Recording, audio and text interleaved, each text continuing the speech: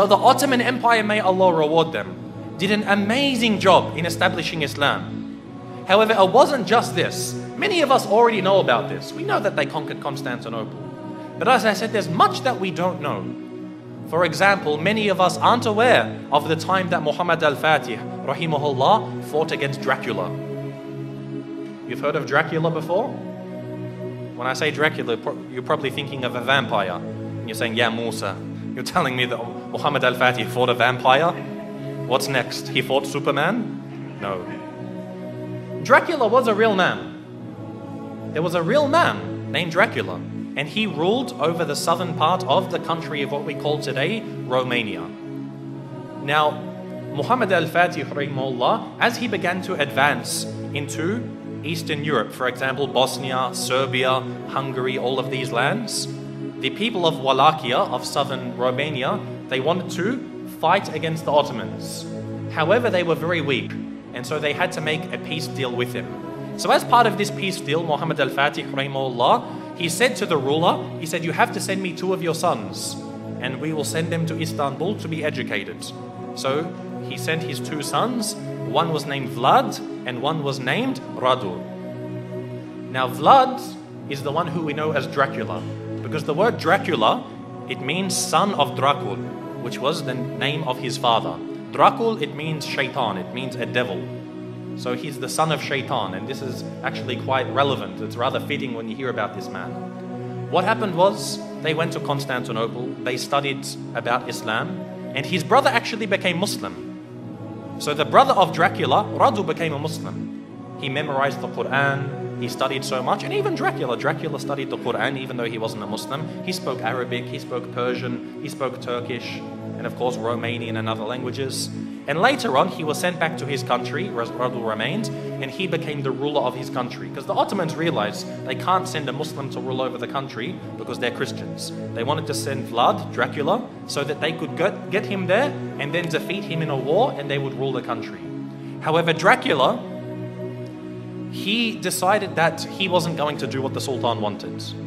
The Sultan sent him 2 emissaries, 2 people to come speak with him, and they said to him, you must pay us the jizya. Now that you're the ruler of the country, you have to pay us jizya. And so Dracula, he said to them, if you want to step inside of my court, you have to take off your turban. And so they said, no, we won't remove it for you. We're not going to remove it for a kafir. So he said, take it off. Again, they refused. So he commanded, he told someone to come with some very big nails and hammers, and he said, if they refuse to remove it for me, then they will never remove it again. And he commanded that their turbans be nailed into their heads. And of course, this in effect killed them. So this was an act of war. Dracula had decided that he wanted to go to war with the Islamic State. And so Muhammad al-Fatih, rahimahullah, he sent a massive army to go fight against them. But Dracula, because of his tactics and the fact that he knew the Ottomans very well, he was able to defeat them on some occasions. Now what he did is what really makes him stand out as being an absolute devil.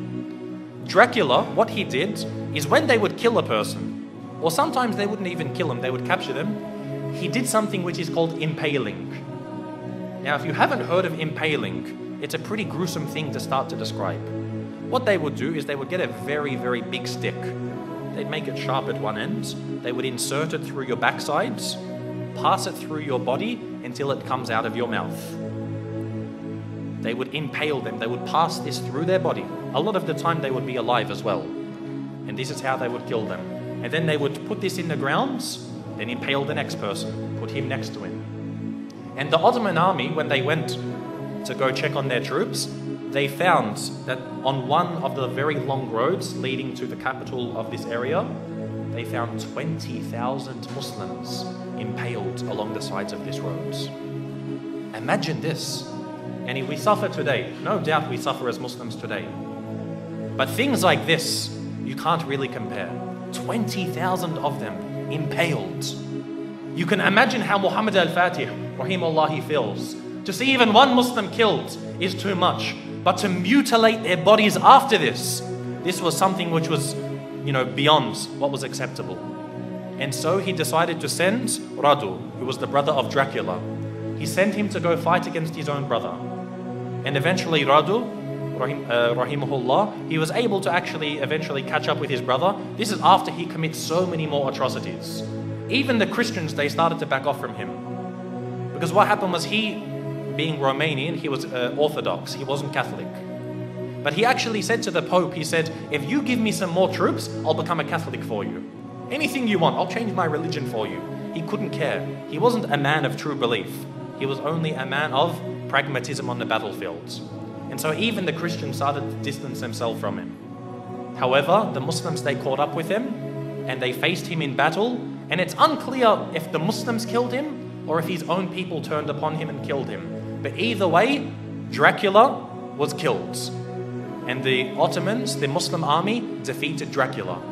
And so what they did was they removed his heads and they took it to the city of Istanbul and they put it on a very, very large stick. They impaled his head and put it at the gates of Constantinople, where it stood for about 2-3 months, to say, if you want to be like this man, wage war against us.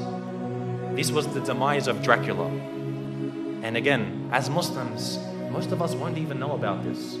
How many people know that Dracula was a real man? And we as Muslims, we fought him and we killed him. You know how they say garlic kills Dracula, or a silver bullet to the heart, or a wooden stake? None of these kill Dracula. Muslims kill Dracula.